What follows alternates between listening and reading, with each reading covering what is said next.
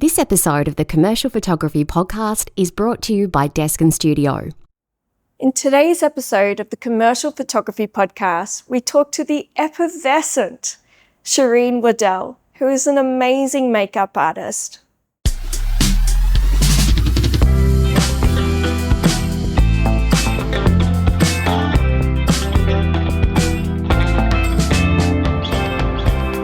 Should we start with a cheers? I think we should. Chin chin. To meeting. To meeting properly. To meeting properly. Right? I know. I've seen you around. Aw, I get around. But it's so nice to meet you. Yeah, you too. Thank you for having me. My pleasure. So, What would you like to know? Miss Chereine Waddell, tell me a little bit. Did I pronounce that right? You did. Oh, thank You didn't God. say Waddle, so thank you. So you're a makeup artist. I am a makeup artist. And it's very easy to kind of put makeup artists in like a big box of, definition box. Yes. So tell me a little bit about your kind of journey in the makeup world. She wants to know about my box. Cut.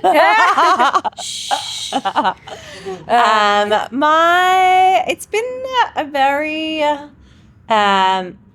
unpredictable, very unplanned. I've always been a just see where it takes me, directed and passionate for sure, but I kind of started wanting to do fashion, but I actually ended up starting in film, and then I ended up in theatre for a little bit on the Lion King production, let's say 5 years in, and then I could have gone down that path, which was amazing because my payslip said Walt Disney, which was like a dream of mine. But don't get me started on that because I'll go down a tangent. Oh, we might have to revisit that if we've got a minute or two. Wow. But then I came back around to fashion. So I've been fashion predominantly, but done TV, done theatre, done film, done prosthetics. Wow. And I love it all. Yeah. But I definitely think as an older, mature person now, You're not that. I'm not made for film hours anymore. So what makes working on a film set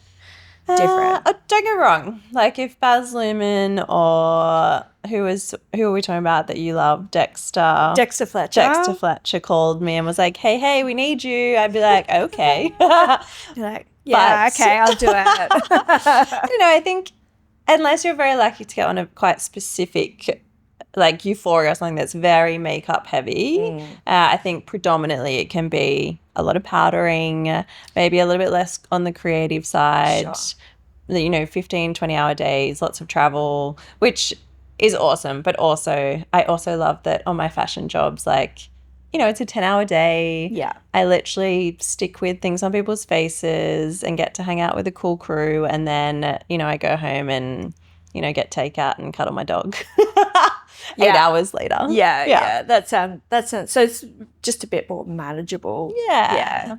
And creative, I think, is the main thing. Yeah. Yeah. Talking about creativity, your work is stunning. Thank you. Yeah, it's just so amazing.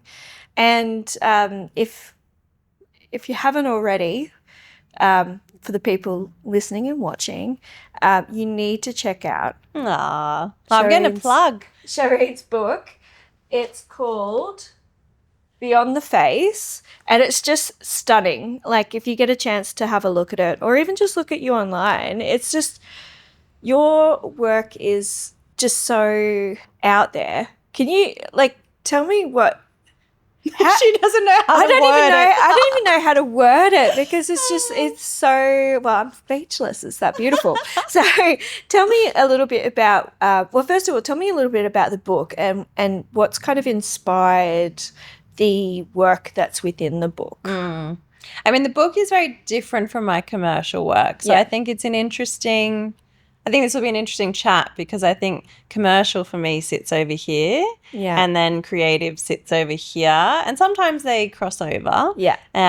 But, a lot of my commercial stuff is, very natural.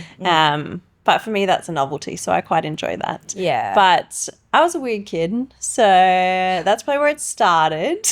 Welcome. It's a family. Yeah, I had weirder parents, so that's great. also where it started. Yeah, awesome. Which is really, I would say, the entire book is a homage to, being a weird kid with weird parents, having weird experiences. Yeah, amazing. My mum was had MS, so she was quite ill. Okay. My dad's super conservative. My mum's super eccentric. So it was just a really quirky upbringing. Yeah. We literally had a fountain with butterflies inside our house. That's so amazing. Oh, that's so cool. Yeah. My mum would put spider webs in the garden with fake spiders that I had to walk through every day. Just weird things. Like Halloween every day kind of. Oh, that's amazing. Yeah. That's so cool. So I feel like I'd always wanted to do a book and I had no idea what it was going to be about. And then one day I was like, I think I'm going to do a makeup book. And then I'm quite sentimental, nostalgic. So, and I did art at uni after I did makeup. Yeah. And it was kind of a deep dive into just a bit of soul searching maybe. Sure. And that's how it kind of came about. That's so cool. So what we'll do is we'll put a link to it on the show notes, and we'll also on the video we'll flick up some images now for you guys. So you say that the this work is very different to your commercial work. What kind of freedoms do you get with this kind of So when you're doing a passion project, yes, what does that allow you to do? I mean, we were talking about this earlier, but I very much, and my mum instilled this in me as a kid, was make time to play. Yeah. And create and experiment. Every day she would set up a table with a new activity for me to do from when I was a toddler. And I don't know, I think I've just kept that. So if I have a day off, I will get a model over. Yeah. Sometimes my hubby will shoot it. Sometimes a different photographer will shoot it. Sometimes we don't shoot it. We just do content. Yeah. And for me, those are the best days because that's when I will put slime on their face or stick spikes or, just I love materiality, materials. I'll look at this pillow and be like, oh, I want to do a makeup inspired by this pillow. Yeah. Which maybe comes from my fashion design, which was the first thing I did out of school. Right. So, yeah, for me, I'll often have I have so many boxes of weird crafty things and I'm like, today let's just pull this out and turn this into a makeup. Yeah. And then often when I shoot it, we'll start really natural, then we'll get a little bit weird, and then we'll get super weird, and then we just make a hot mess. That's amazing. So how do you work your own creativity into, say you get a client brief and they've obviously picked you for a reason. Yes. They've picked you because of your work and your creativity, and you're given a brief. How do you work their creative vision and your creative vision together? Is there a process that you go through? I mean, I think I'm pretty lucky that I think people book me specifically. If you want just a brown smoky eye, there are, 1,000,001 makeup artists that can do that. But I think if they've come to me, they want something a little bit quirky or a lot quirky sometimes. And I think maybe my superpower is that I'm not scared of anything. Someone wants, I was going to say glitter lip, but that's not that crazy. A glitter face or, I'm super chuffed to get in there and have a go. You want eyebrows drawn on the cheeks? Let's do it. So I think it's important to know who the client is, who it's for, because sometimes I think there's a lot of leadway there with the weird stuff or the creative stuff. And I think General Pants is probably a good example. They originally connected with me because they had a pretty out there concept.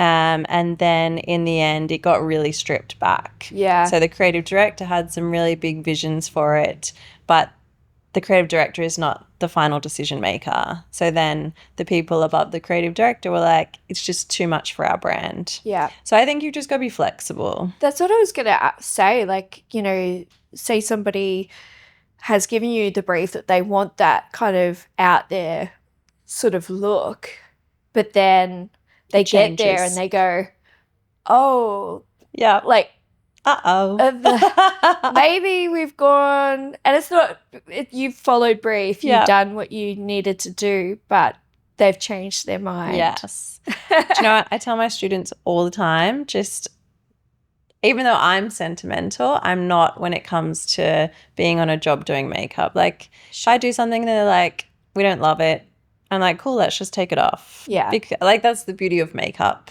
It's relatively adaptable. Yeah. And I'm very aware that I'm not the decision maker on that job. I'm not the one paying the bills. Sure. So that's the person that, you know, I need to please. I need to look after my model. I need to connect well with the team. But really, who is the client? And for me, that's the person and the photographer. And that's where it can get a little bit tricky because they can, as you would know, sometimes they don't align in vision. Yeah. So then it's a game of how do I make the photographer who's probably brought me on the job happy, as well as the client who, you know, I have less connection with. Yeah. It's a fun game. Yes, yeah. Have you ever had an experience on set where personalities or different creative visions have it's just not worked? I'm sure I have. I mean, I work with a lot of the same teams. Yeah. And I think, again, I'm pretty lucky that a lot of those teams bring me in and completely trust me. Yeah. Which I feel very lucky that it's rare to have someone be really nitpicky or painful. Yeah. Bridal, another story, but for another day. Yeah. But definitely I'm sure I have, but maybe not so much between me and them, but more, you know, the photographer with the creative director and that circle. Yeah. Like, I know for me, just, you know, gathering a team around me that I can really trust is super important. I think, you know, when you are on set and you do have a team that you work well with, that it just makes the day just smooth and I don't know, I think you can it's kind of like a two-edged thing, right, where you kind of go, you can get comfortable but then, you know, sometimes too comfortable and that can make sort of alienate people on set as well sometimes. Or, you know, you do have those moments where, because you can feed back so comfortably with each other, if something isn't working, you can tell each other without it being like, I love getting to a point where I can just give a look and, you know, and they know instantly what the you know, or vice versa as well. You're like, yep, I know that's not working. All right, cool, let's keep moving. You know, let's change that, let's move on. And I think you get to know I know there's some photographers that I work with who hate super high shine skin. Like they prefer more of a matte skin, or, you know, then I might shoot with my hubby and, you know, I'll drench them in sunscreen. So I think it's also you get to know what team you can do what with. And probably a good example is I worked with someone recently who I had always wanted to work with, and then I just hadn't had the opportunity, and then we worked like a month ago. And amazing person, Jez Smith. I don't know if you know Jez Smith, but I hadn't worked with him to know what his little nuances were. So like I'd use like a slightly glittery eyeshadow that just didn't shoot well, and he was like, can we take the glitter off? It's just, and that I was like, like, whereas had I have worked with him maybe a bit more, I would know that he's not a big fan of the glitter texture. Yeah, that makes sense. Yeah. The joys. The joys. The people skills. Oh, I know. Yeah. It's like you don't get into makeup if you don't want to instantly have rapport with people, I don't think. I've seen some makeup artists, especially my favorite makeup artists are the ones that can just instantly go into a situation and make a conversation. Yes. And yeah. I tell my students this all the time, like, you could be the best makeup artist in the world, but if you haven't got people skills, you're stuffed. Yeah. You got to bring the vibe. I equate it to having a good barista. Oh. If you have a good barista in the morning, Yep. like I swear a barista can make or break your day. Yep. And they are the first point of contact. And sometimes there's the first point of contact is your makeup artist. And I swear that they can make or break a shoot. Like just with vibe and personality. Yep. Like especially when you're talking to your students, like what is the one thing that you go, you need to know this before the first thing that you tell them? Don't quit. I always say, and this is like their first day of class, and like the best advice I was ever given was literally just don't give up. Yeah. Like just keep at it. Yeah. And like 20 years later, I just haven't, I don't think of it, I actually don't feel like I've been a makeup artist that long, to be honest, because I love what I do. Yeah. But I think you just got to stay the game. You're going to have days where you're going to feel like you suck. And that's not always on you as a makeup artist. That could be just a model with a bad attitude that morning, or, the shoot didn't run so smoothly. People had different opinions. And it's just, it can become quite emotionally a big load to carry. Yeah. So I think just persistence, determination is key. Yeah. But also I'm really big on the connection part, like what we we're just talking about. Like Jared, my hubby, always says to me, he's like, babe, I love shooting with you because I know that you're going to really connect with the model, you're going to banter, you're going to play would you rather, and talk about your celebrity crushes. And then by the time they get to me, they're so happy. Yeah. And that is a big part of our job. Yeah, 100%. Yeah. Yeah.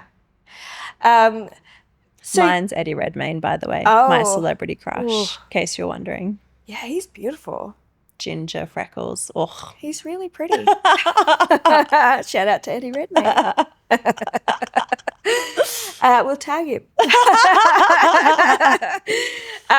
So another thing I want to know is, because I know in the photography world, talking about what we said before around being put into a box, all photographers can do this, or, is there any kind of misconceptions around, say, the commercial side of makeup to, say doing a wedding or doing like an event type? I think they're all quite different, to be honest. Yeah. I think when you've been doing it long enough, I think for me now, my brides come to me because they want a certain style of makeup. Like I had a bride literally the other week who wanted gold stars stuck on her face and glitter, and it was like a little bohemian fairy wedding. Wow, interesting. My first wedding was turning someone, well, actually not someone, the whole bridal party into geisha makeup. So I think I get I do get regular bridal jobs, but I think a lot of them come to me because they want a certain editorial aesthetic. Sure. And I think my commercial clients come to me because they want a certain aesthetic, maybe the way I do skin or brows, or a little quirky detail. Yeah. So I think when you're in it long enough, those worlds intertwine. Sure. But I think when you're starting out and still finding your niche and your, I don't want to say corner, but that little sweet spot that you sit in. Yeah. I think that's when it can be maybe a little bit more, you almost have to turn on different switches of your skill sets kind of thing. Yeah. And I think at the maybe 5 years into my career, I was trying to be really creative, but then I felt really boxed in and people like agencies didn't want to look at me because I was too creative. And I still play that battle a little bit, but I think now I'm quite happy with where I'm at with the clients that I have, the jobs that I do. Yeah. You know, I don't really want to be on an e-com shoot powdering someone's face for 8 hours. Yeah. Unless the team is awesome and I love them and I'll, you know, but creatively that's not going to stimulate me. So I think I've also not had to, maybe what's a bit unique with me is I've never solely been a freelancer. Sure. So I can be a little bit more picky with my jobs. Yeah. Because I also teach and I also do hair and different things. Yeah. Yeah. A couple of different hats to wear. Lots of hats. All yellow. All yellow. Yeah. I mean, this is an interesting thing. So how important is it? And you can be brutally honest here. How important is it for you about like your own personal brand? Like how? Yeah. I mean, I grew up with, how do I do this without giving away my age? But let's just say when I learned. Yeah. I mean, let's just say social media wasn't around when I was a teenager or even an adult. I didn't even have a mobile phone when I was a teenager. So I feel like I'm going to say we because I know that we're from the same, there's a word. I was trying to be clever, but it's gone. Yeah. Kettle of fish, not kettle of fish. What's the saying? Anyway, it doesn't matter. But, you know, I think just branding wasn't a thing. Yeah. Yeah. And I didn't learn any of that. No. I don't think I even thought of myself as a business person for the first 10 years of my career. I just thought of myself as an arty-farty person who does makeup. So I feel like it's been a learning. I mean, I'm lucky because I feel like I have people around me who are well-versed in marketing and branding that I can bounce ideas with. But the yellow was very unintentional in terms of a branding move. That was just me loving to dye my hair and then also being a little bit OCD and getting a bit obsessed with yellows. Then everything else became yellow, and now people send me pictures of yellow things telling me they think of me. So that's so cool. So I think that's been a very authentic journey, which I love. Yeah. Although a terrible colour for branding because you cannot see yellow. Yeah. Hence why my logo is red. Interesting. Yeah. Yeah, that's very cool. So have you ever thought about changing? The logo? No, your hair. Like, I can't. I don't want to be fair. But I used to all the time. Yeah. But no, I would have to change the toaster, the bedspread. Oh my God. The kettle, the armchair. So literally everything at home is yellow as well. Probably, if I had my way, it would all be yellow. But I have to also meet my husband halfway. Yeah. So he gets the green and the sage, and I get the yellow. Right. Yeah. And Jared's he wears the black shirt all the time, doesn't he? Oh, yeah. Yeah. Yeah. It's kind of cute. He was moaning at me the other day because we've just moved house and I left clothes out for us for the week that we were moving. And he always wears his collared shirt with the buttons. So that's what I left out. And he was like, but we're moving, babes. And I was like, and that's probably what I thought you would wear. Isn't that what you do? Yeah. He does have more than one shirt, just to be clear. Yeah. They're just all, like I know for me, it's such a cliche, but I just wear black. Yeah. I think it's just the easiest. Yeah. It's profesh. Yep. It looks good. Yep. You can layer it up or bring it down. You know? I actually always wear black too. But if you look at my wardrobe, maybe I'll send you a picture later. Yeah. Black, white, yellow. I love that. See, it's annoying though. I annoy myself because now I can't buy other color clothes. Right. Yep. Yeah. Like, has it ever tickled your fancy to like, you see like something pink or red and you're like, I do, but I can't do it. Can't do it. I have one red shirt for Christmas that I won't even hang in the wardrobe because it'll annoy me that it's amongst the color coding. I do. Yeah, I'm the same with my wardrobe. We're getting off track here, but deal with it. Yeah, I have a variation in my wardrobe. Yep. It goes. It's like it's almost like well, not a rainbow because it's not that colourful, but it'll like Shades of grey. there's other colours in there. No, but like it's very much like a gradient. I love my gradients. So it goes, from white and then pinks, blues, Attention to detail. greens Yeah. to blacks. Are you Virgo rising too? Because No. I'm feeling that for us. Oh, I don't know. I'm a Cancerian. Oh, I don't know what that means. Yeah. Touchy feely. Oh, Yeah. cute. Yeah. Okay, cool. Right, we really went off track there. Yeah. Cool. I feel like that's what we're going to do though, probably for the most part. So I think we should definitely do a shoot together at some point. I concur. Because I think it would be very cool. Yeah, I'm very in. cool. On Christmas, the 24th? Yeah, no. Mind you, I've got nothing on, so it'd be fine. I think it's the one day off a year that I've actually got free. So, actually, that's what I was going to ask you. So because I'm very much a creative as well, and I struggled for years, like with the business side of things.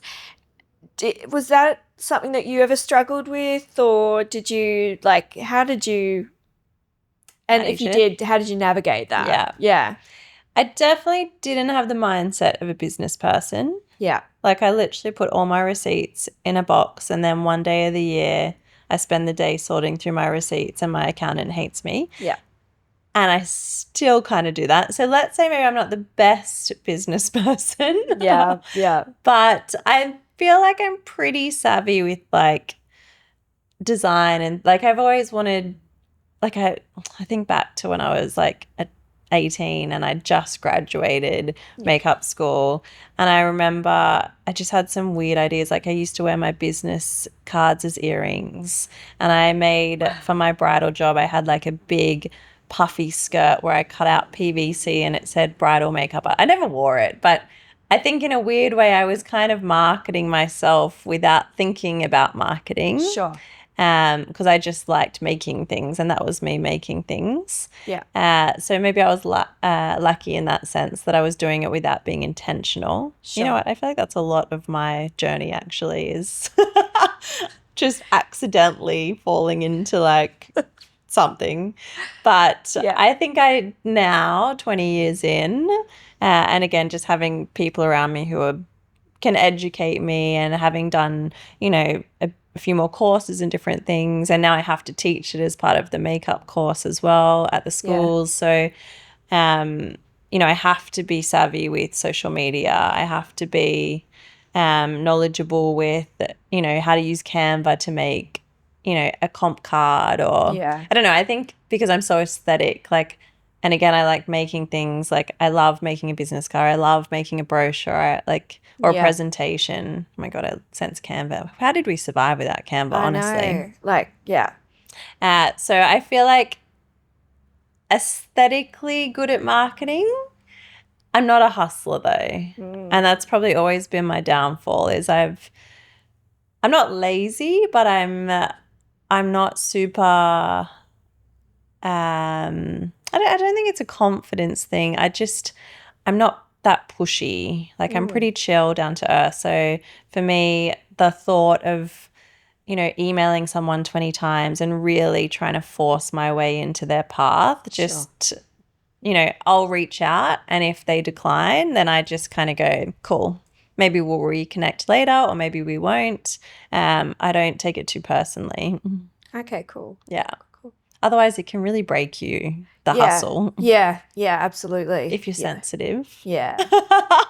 Definitely. And I think sometimes, in this world, we can be, especially when you are creative, it's a bit hard to not be, it's a bit hard to separate yourself from your work. Yes. Right? It's just how do we do that? How do we separate that? Well, I think I was 30 I'm giving my age away, 25 plus 10 before I, there's a quote, or you would have heard it for sure, like people say you're not defined by what you do. The first thing we ask someone when we meet them is like, oh, what do you do? Yeah. As if like that is how you define somebody. Yeah. It's part of their identity. Yeah. And I think especially if you're creative, it's easy to think that's who you are. And I am creative, but I need to remember that that's not all me in a nutshell.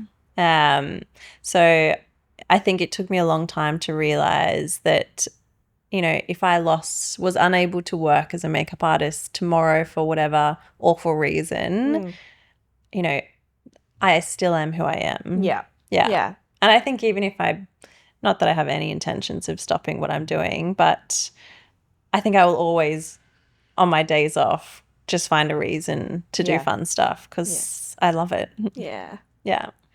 Cool. All right. Well, one last question. Ooh, go on. Which I've been asking everyone. So do you have a particular image or a particular campaign that just totally changed or pivoted or impacted you in some sort of way that you can share with? That's a good question. Share with the group. I feel like there's a couple of moments. There's one moment, I wouldn't say it totally changed my life or my career, but it was a real kind of pinch me moment. Yeah. Does that count? Yeah. Okay. Yeah. Absolutely. I mean, the book is definitely one. Like seeing that printed the first time was the most amazing thing, and that's probably my answer. But in terms of commercial side, I would say I did a job for QVB with a photographer, Milosh, and it was for their Year of the Rooster campaign. So he got me on being like, it was kind of cool makeup. We did like airbrushing on the face. They were holding roosters. Oh, wow. So it was quite creative in a toned down way. Yeah. And I just thought it was going to be, I don't know, put in in their magazine or the website or, okay, maybe I wasn't super across the comms now that I'm thinking about it. But he was like, oh, you should go check it out. It's at the QVB. I walked in and went down the escalator and it was literally a poster 2 stories high. Way. Like from the roof, literally like massive. And I was like, okay, if I had have known that, I probably would have paid a bit more attention to that one brow hair that's now really annoying me because it's the size of a house. Yeah. But that was the biggest I've ever seen my work. Wow. And I think because I wasn't expecting it, it was all the more impactful. Yeah. But that was pretty special moment. And then, I definitely think from a more creative, personal, the project of wanting to publish a book, and like it took me like 6 years, and it was like something I did every 2 weeks with a photographer. Everyone was doing it as a passion project, but just seeing, one, what I was capable of, but 2, just seeing the finished result